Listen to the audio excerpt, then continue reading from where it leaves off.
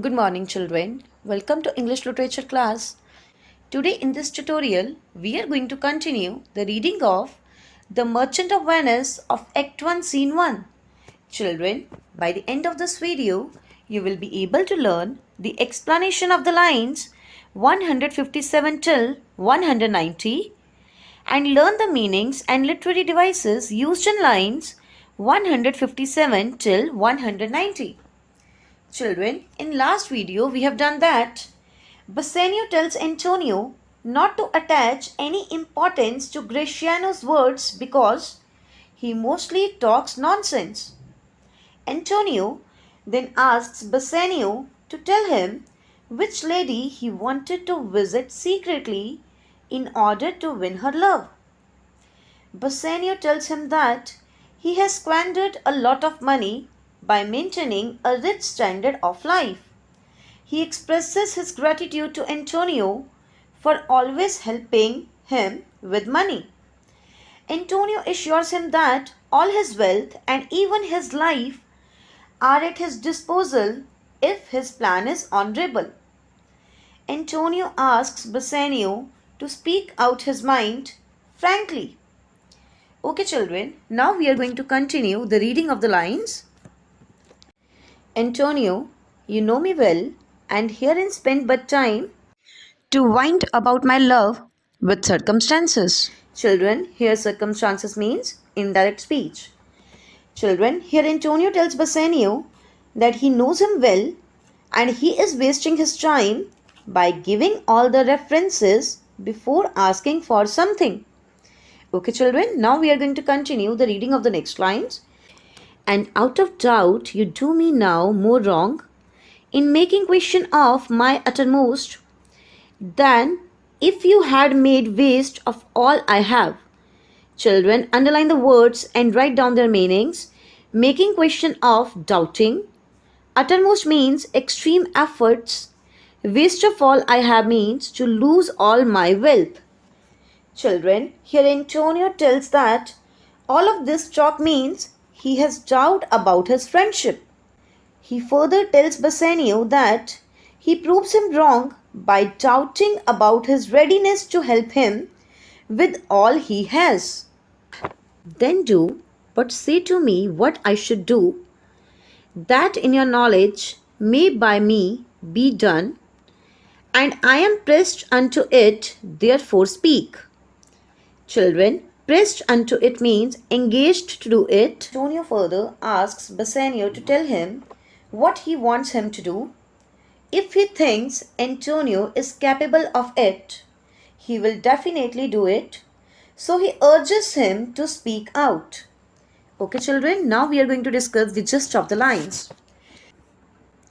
Antonio tells Bassanio that he knows him so well that he is only wasting his time by appealing to his love with indirect talk. Certainly he thinks that Bassanio wrongs him more by doubting his utmost readiness to help him than he would do by squandering all that he possesses. He has only to tell him what he wants him to do.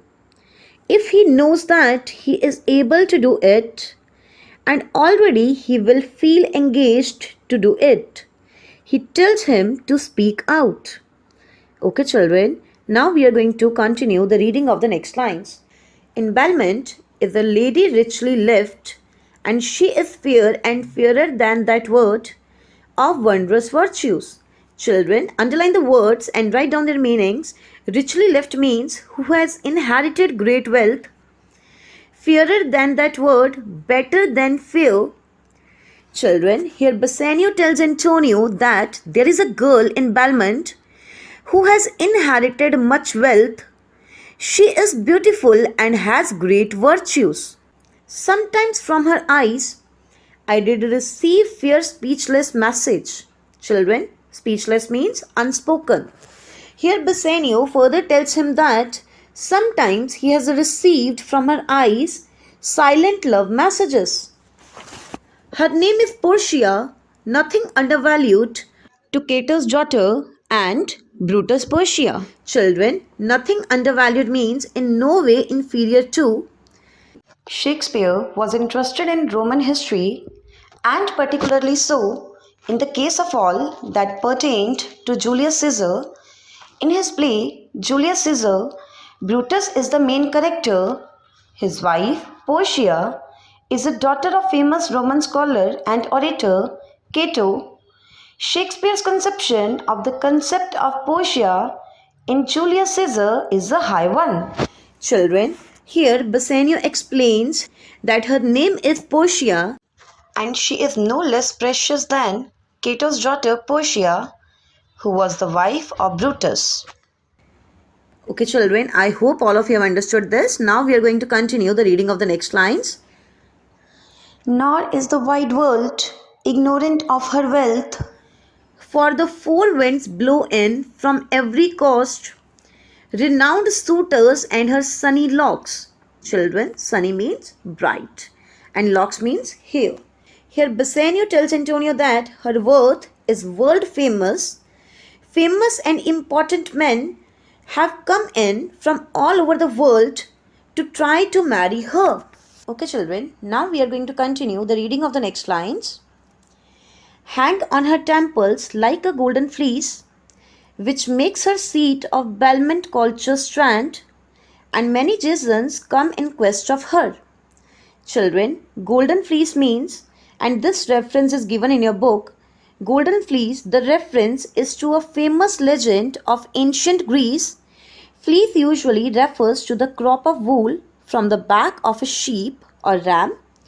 A famous hero called Jason with his companions, the Argonauts, went on a dangerous voyage to Colchis in the Black Sea in search of this fabulous golden fleece. Children, Jason reference is also given in your book, was an ancient Greek mythological hero who was the leader of Argonauts, whose quest for the golden fleece featured in Greek literature. In this play, Portia, the incredibly wealthy heiress of Belmont, is the golden fleece, according to Bassanio, her lover. Children, here Bassanio tells Antonio that Portia's pretty hair adorns her forehead like the golden fleece, and her home at Belmont is like the ancient kingdom of Colchis. And he further says that many suitors go there to win her. Okay, children, now we are going to continue the reading of the next lines. O my Antonio, had I but the means to hold a rival place with one of them, I have a mind presages me such thrift that I should questionless be fortunate.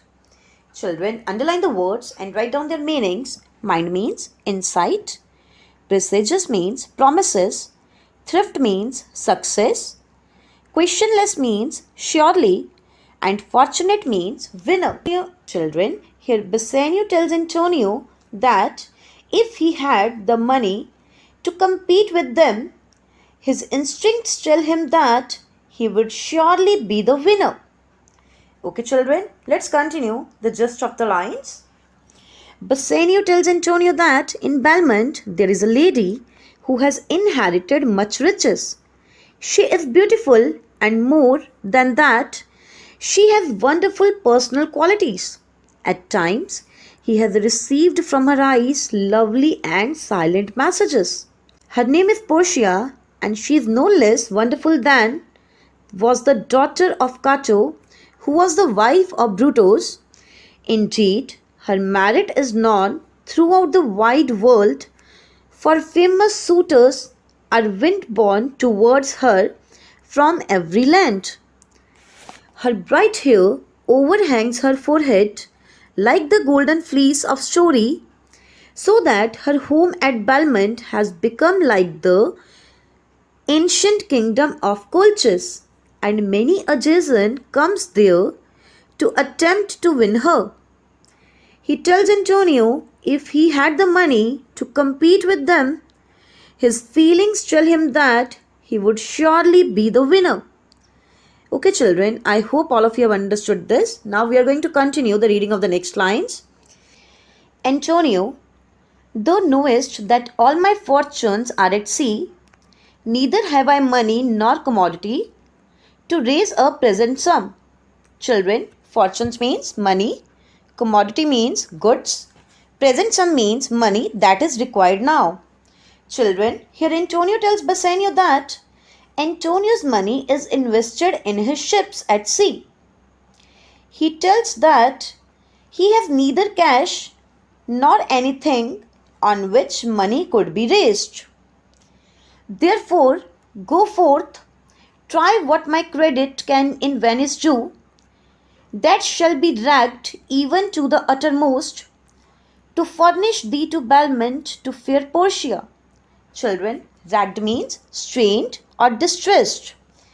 Children, he further tells Bassanio to go out and see what Antonio's credit can do in Venice, and arrange more than what he needed to go to Belmont and win over the beautiful Portia. Okay, children, now we are going to continue the reading of the next lines. Go presently, inquire, and so will I, where money is, and I no question make, to have it of my trust or for my sake. Children, presently means at once. Trust means because of my business credit. Sake means for my personal security. Children, here Antonio tells Bassanio to go at once and inquire, and he too will do the same, and he has no doubt that he will have it either on account of Antonio's business credit or against his personal security. Okay, children, now we are going to read the gist of the lines. Antonio tells Bassanio that he knows that all his money is invested in trading ventures at sea. He has no ready money nor any possessions on which money could be raised. He advises him to go out and see what his credit can raise in Venice. It shall be stretched to the utmost limit to equip him for Belmont to win fair Portia. Antonio tells Bassanio to go and inquire at once, and he will do the same wherever money is to be had, and he has no doubt that he will get it either because of his business credit or for personal reasons. Okay, children, I hope all of you have understood the explanation of these lines. Now do the homework given in Snap Homework. Thank you.